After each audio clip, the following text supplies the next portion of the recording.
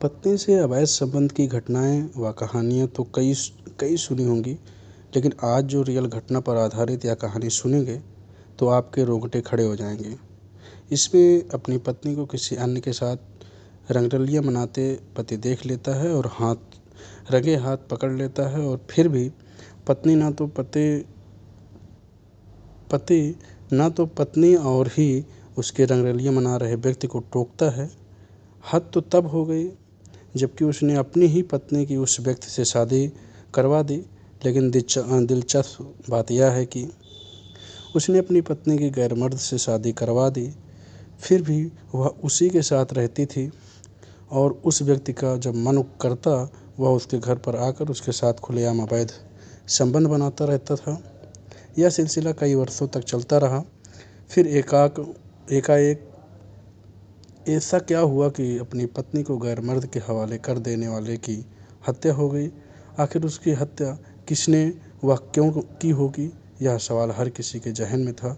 नमस्कार दोस्तों, मैं हिमांशु आपको यह जो सच्ची घटना सुनाने जा रहे हैं, एक पत्नी की है और पत्नी के अवैध संबंध रहे हैं उसकी है। तो दोस्तों, रियल घटना पर आधारित कहानी में यह मनहूस दिन था 10 दिसंबर 2013। दिल्ली पुलिस कंट्रोल रूम को दोपहर 3 बजे के आसपास सूचना मिली कि मदनपुर खादर के श्री राम चौक से आगे यमुना खादर की झाड़ियों में एक लाश पड़ी है। चूँकि यह इलाका दक्षिण पूर्वी जिले के थाना जैतपुर के अंतर्गत आता था, इसलिए पुलिस कंट्रोल रूम में यह सूचना थाना जैतपुर को दे दी। पीसीआर वैन भी सूचना में बताए पते पर रवाना कर दी। सूचना मिलते ही थाने में इंस्पेक्टर रविंद्र कुमार तोमर, तत्काल sub inspector Narendra Hemant Kumar, head constable Balinder को लेकर श्री राम चौक के लिए रवाना हो गए। श्री राम चौक थाने से करीब 200 मीटर दूर था, इसलिए 5 मिनट में सभी वहां पहुंच गए। वहां पता चला कि लाश पुस्ता से करीब 500 मीटर दूर यमुना खादर के झाड़ियों में है। वहीं से झाड़ियों के पास कुछ लोग खड़े दिखाई दिए, तो इंस्पेक्टर रविंद्र तोमर साथियों के साथ पहुंच गए। वहां पीसीआर वैन भी खड़ी थी। झाड़ियों के बीच एक युवक की लाश थी जिसकी उम्र 25-30 साल होगी। युवक जींस और गुलाबी रंग का स्वेटर पहना था। उसका सिर व चेहरा कुचला हुआ था। पास एक ईंट पड़ी थी जिस पर खून लगा था। उस पर कुछ बाल भी चिपके हुए थे। पुलिस ने अनुमान लगाया कि हत्यारों ने इसी ईंट से इसका चेहरा कुचला होगा ताकि लाश की पहचान ना हो सके। लाश देखकर लग रहा था कि उस चेहरे व गर्दन का मांस किसी जानवर ने खाया है। चेहरा कुचला होने की वजह से वहाँ मौजूद कोई भी आदमी लाश को पहचान नहीं पाया था। तलाशी लेने पर उसकी जेब से एक पर्स मिला जिसमें 6 फोटो थे। उनमें से 2 फोटो पुरुष की थे और 4 किसी महिला के मिले। इसके अलावा पर्स में कुछ विजिटिंग कार्ड भी थे। वो सभी एसी कूलर के सर्विस आज से संबंधित थे। जेब में 1400 रुपये नकद के अलावा बैंक में पैसे जमा करने की एक स्लिप भी थी। वह slip Jamia cooperative bank Madanpur Khadar की थी, जिससे आयुब ने किसी शहनाज के खाते में जुलाई महीने में 40,000 रुपये जमा करवाए थे। मृतक की जेब से नकदी मिलने के बाद यह तो साफ हो गया कि हत्या लूट के लिए नहीं की गई थी। हत्या क्यों की गई और किसने की, यह जांच का विषय बात का था। सबसे पहला काम लाश की शिनाख्त करना था। उसकी जेब से जो विजिटिंग कार्ड्स मिले थे, पुलिस ने उसमें लिखे फ़ोन नंबर पर संपर्क किया तो उसमें से किसी मृतक के बारे में कोई जानकारी नहीं मिल पाई। अब पुलिस के पास केवल बैंक पर्ची बची थी। इंस्पेक्टर रविंद्र कुमार तोमर ने आगे की जांच के लिए 2 कांस्टेबल को जामिया कोऑपरेटिव बैंक भेज दिया। वहां से पता चला कि वह अकाउंट जिस शहनाज के नाम का था वह शहीन बाग में रहती थी। वहां से शहनाज का मोबाइल नंबर भी मिल गया था। घटनास्थल पर पुलिस ने लाश का पंचनामा भर अखिल भारतीय आयुर्विज्ञान संस्थान की मोर्चरी में रखवा दिया। बस इस ब्लाइंड मर्डर को सुलझाने के लिए डीसीपी डॉक्टर की करुणाकरन ने सरिता बिहार के एससीपी विपिन कुमार नायर की देखरेख में एक पुलिस टीम बना दी। टीम में थाना प्रभारी अरविंद कुमार, इंस्पेक्टर रविंद्र कुमार, तोमर और SI Narendra, Hemant Kumar, Rohit Kumar, head constable Balinder, Ravindra, constable Vikas, Kuldeep, Niranjan, Mamachand, Brijpal, Hawa Singh को भी शामिल किया गया। पुलिस को बैंक से शहनाज का जो मोबाइल नंबर मिला, उस पर कॉल करने पर इमरान नाम के किसी व्यक्ति ने उठाया। इंस्पेक्टर तोमर ने कहा कि हमें यमुना खादर की झाड़ियों में एक युवक की लाश मिली है। मरने वाले की जेब से कुछ फ़ोटो भी मिले हैं। उन फ़ोटो को पहचानने के लिए तुम थाना जैतपुर आ जाओ। इस पर इमरान बोला कि वह तो उस वक्त बाहर है, लेकिन वह उसके छोटे भाई को थाने भेज रहा है। करीब आधे घंटे बाद ही इमरान का भाई थाने आ गया। पुलिस ने वह उसे फ़ोटो दिखाया तो उसने उन्हें पहचानने से इनकार कर दिया। इंस्पेक्टर तोमर ने अपने मोबाइल फ़ोन से लाश के कुछ फ़ोटो खींच लिए थे। खींचे गए वो फ़ोटो जब उसे दिखाए गए तो वह लाश को भी नहीं पहचान सका। इसके 2 घंटे बाद इमरान भी थाने आ गया। इंस्पेक्टर तोमर ने जब पर्स में मिले फ़ोटो उसे दिखाए तो फ़ोटो देखते ही वह बोला, यह फ़ोटो तो आयूब के हैं। यह ज़रूरी नहीं था कि पर्स में आयूब के फ़ोटो मिले थे तो लाश भी उसी की रही हो। इसलिए उन्होंने मोबाइल फ़ोन से खींचे गए लाश के फ़ोटो इमरान को दिखाए तो उसने उन्हें पहचानने से इनकार कर दिया। इमरान से पूछताछ में पता चला कि आयूब नोएडा के गांव कुलेसरा का रहने वाला था, जो कि उस दिन अंधेरा गिर चुका था। इसलिए पुलिस ने अगले दिन नोएडा जाने का कार्यक्रम बनाया। 11 दिसंबर 2013 को एक पुलिस टीम नोएडा के कुलेसरा स्थित आयूब के घर पहुंची। वहां आयूब की बीवी नूर फातिमा मिली। पुलिस ने जब उससे उसके पति के बारे में पूछा तो उसने कहा कि वह कल से कहीं गए हुए हैं, लेकिन मुझे बता कर नहीं गए कि वह कहाँ गए हैं। वैसे भी वह अक्सर घर से बिना बताए 2-3 दिनों के लिए जाते रहते हैं। आज या कल लौट आएंगे, मगर आप लोग उनके बारे में क्यों पूछ रहे हैं? इस पर पुलिस की टीम ने बताया कि दरअसल कल दिल्ली के यमुना खादर में एक लाश मिली है। थाने चलकर तुम लाश के फ़ोटो और सामान देख लो। पुलिस वालों ने कहा तो नूर फातिमा उनके साथ थाना जैतपुर आ गई। इंस्पेक्टर रविंद्र कुमार तोमर ने मोबाइल फ़ोन से खींचे गए लाश के फ़ोटो पर फातिमा को दिखाए तो वह बोली कि वह कपड़े तो इसी तरह के पहने हुए थे, लेकिन चेहरा कुचला होने की वजह से पहचान में नहीं आ रहा है। मृतक के पर्स से जो फ़ोटो मिले थे, पुलिस ने उन्हें भी नूर फातिमा को दिखाए तो पता चला कि उसमें से 2 फ़ोटो आयूब के थे और 2 नूर फातिमा के। लाश की पहचान के लिए पुलिस नूर फातिमा को एम्स की मोर्चरी ले गई। लाश का चेहरा भले ही कुचला हुआ था, मगर कपड़े और कद-काठी से उसने तुरंत पहचान लिया। लाश उसके पति आयूब की ही थी। फातिमा फफक कर रोने लगी। लाश भी शिनाख्त होने पर पुलिस ने राहत की सांस ली। अब पुलिस का अगला काम हत्यारों का पता लगाना था। पुलिस ने सबसे पहले नूर फातिमा से आयूब के बारे में पूछा तो उसने बताया कि वह मारुति कार सड़क के किनारे लगाकर कपड़ों की सेल करते थे। यह कार इमरान की थी और कपड़े भी इमरान ही बिकवाता था। उन्हें तो केवल मजदूरी मिलती थी। कभी कभी वह 1-2 दिन बाद घर लौटते थे। इसके अलावा उनकी रोज़ाना शराब पीने की आदत थी। कल शाम को भी वह कार लेकर घर से निकले थे। रात को जब वह घर नहीं लौटे तो मैंने सोचा कि कहीं चले गए होंगे। आज इमरान ने मारुति की चाबी और उनका मोबाइल फ़ोन मुझे देते हुए कहा था कि आयूब ज़रूरी काम से कहीं गया है, जो 1-2 दिन में आ जाएगा। लेकिन अब मुझे पता चल रहा है कि किसी ने उनकी हत्या कर दी और कोई वजह ज़रूरी रही होगी जिससे उसे जान से हाथ धोना पड़ा। वह किन किन लोगों के साथ शराब पीता था और उसकी किसी से कोई दुश्मनी वगैरह तो नहीं थी। इसके बारे में पुलिस ने फातिमा से पूछा तो उसने बताया कि उनके किसी से कोई दुश्मनी नहीं रही। ऐसी जानकारी उसे नहीं है। उसे यह भी पता नहीं है कि वह किसके साथ शराब पीते थे। पुलिस को फातिमा की बात पर विश्वास नहीं हो रहा था। इसलिए पुलिस ने आयूब, नूर फातिमा और इमरान के मोबाइल की कॉल डिटेल्स निकलवाई। इस कॉल डिटेल से पुलिस को चौंकाने वाली जानकारियां मिली। पुलिस को पता चला कि 9 दिसंबर शाम 9:30 बजे इमरान और आयूब के मोबाइल की लोकेशन कलिंद्री कुंज के जेज कॉलोनी पुस्ता रोड के पास थी और पुस्ते से थोड़ी दूर आगे ही यमुना खादर में आयूब की लाश मिली थी। इसका मतलब यह था कि उस रात दोनों साथ थे। यह जानकारी मिलने के बाद पुलिस ने इमरान को पूछताछ के लिए थाने बुलवाया। पुलिस ने इमरान से पूछा कि 9 दिसंबर शाम को तुम कहाँ थे? इस पर इमरान बोला कि मैं शाम को अपने घर पर था। इस पर पुलिस टीम ने पूछा कि तुम झूठ बोल रहे हो? इंस्पेक्टर रवींद्र ने कहा कि घर के बजाय तुम कहीं और थे।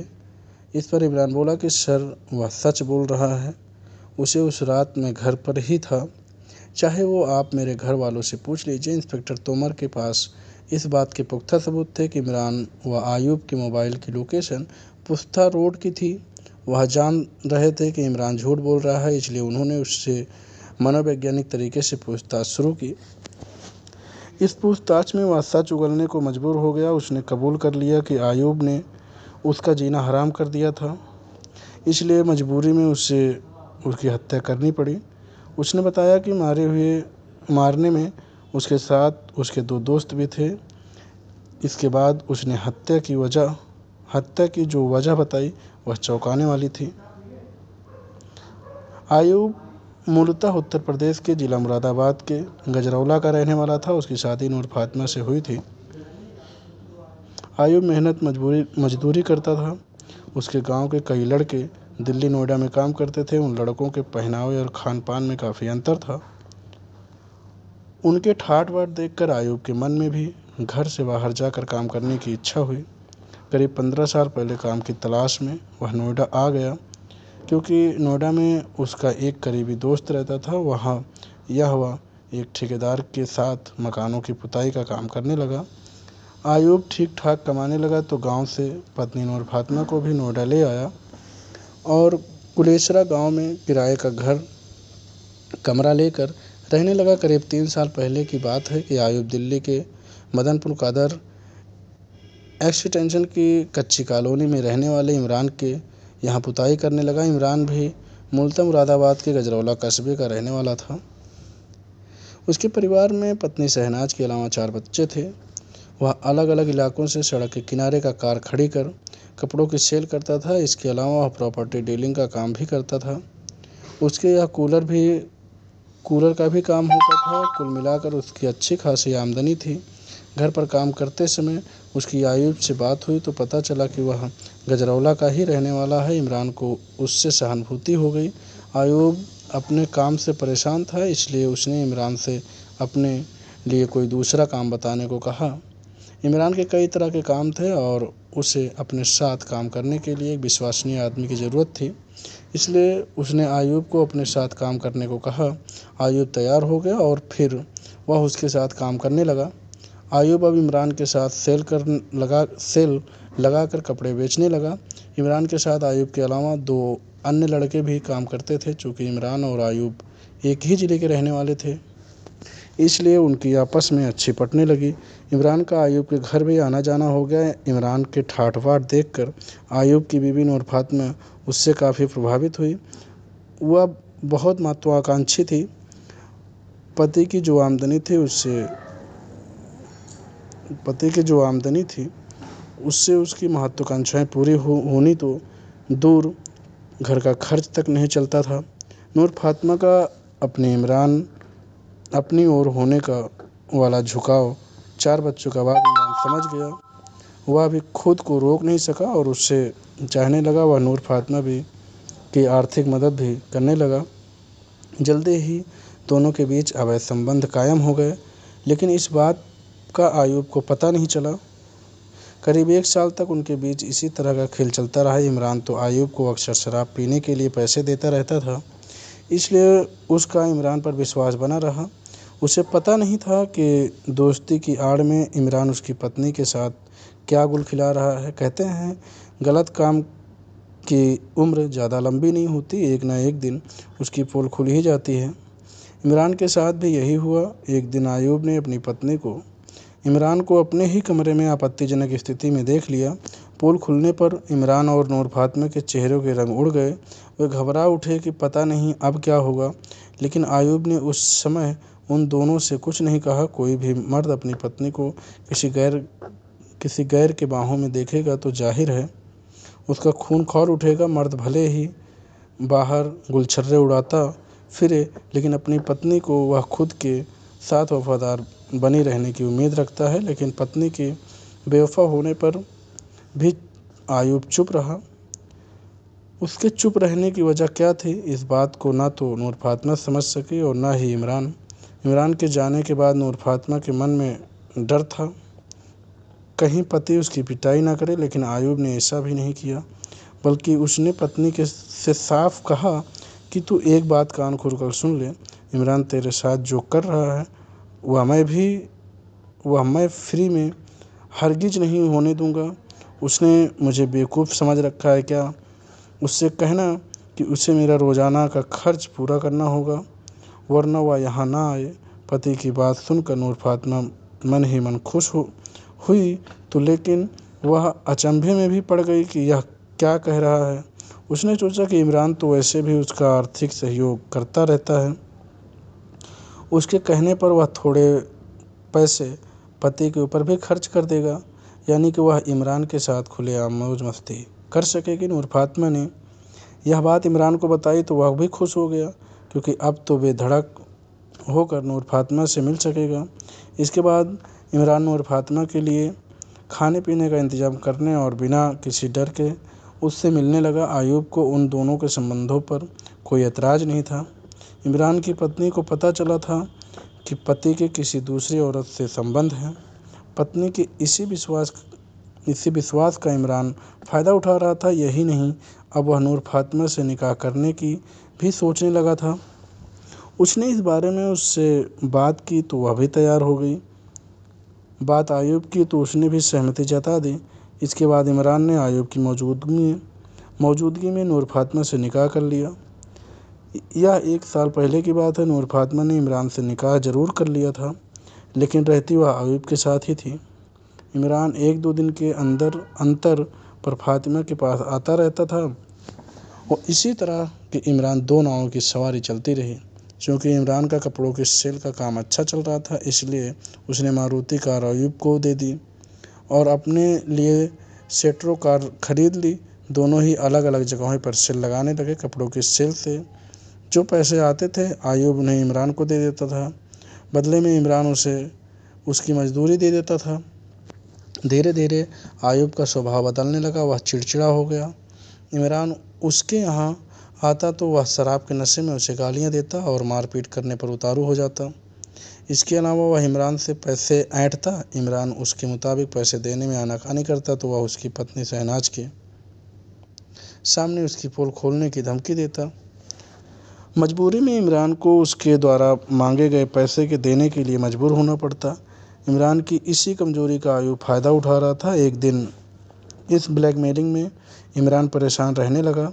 उसने आयुब को कई बार समझाया भी, लेकिन उसने उसकी बात का ध्यान नहीं दिया। इमरान को डर लगा रहता था कि कहीं आयुब उसके घर पत्नी शहनाज को फातिमा के बारे में बता ना दे। यही वजह थी कि वह इस डर को हमेशा के लिए ख़त्म करना चाहता था। इसके 2 ही रास्ते थे, जिसमें पहला यह था कि वह हमेशा के लिए फातिमा से संबंध ख़त्म कर ले और दूसरा यह था कि आयुब का मुंह हमेशा के लिए बंद कर दे। आयुब को पैसे देने के बाद भी उसे इस बात का विश्वास नहीं था कि वह अपना मुंह बंद रखेगा। इसके लिए उसके दिमाग में एक आइडिया आया कि वह आयुब को ठिकाने लगा दे। ऐसा करने से उसकी परेशानी हमेशा के लिए ख़त्म हो जाएगी। आयुब को ठिकाने लगाने वाली बात उसने नूर फातिमा को भी नहीं बताई।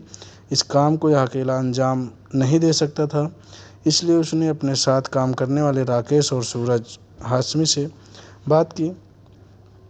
राकेश मूल रूप से उत्तर प्रदेश के कासगंज जिले का नगला भवानी का गांव रहने वाला था और दिल्ली में कच्ची कॉलोनी मदनपुर खादर में रहता था, जबकि सूरज हाशमी उत्तर प्रदेश के जौनपुर जिले के शुक्लागंज का रहने वाला था।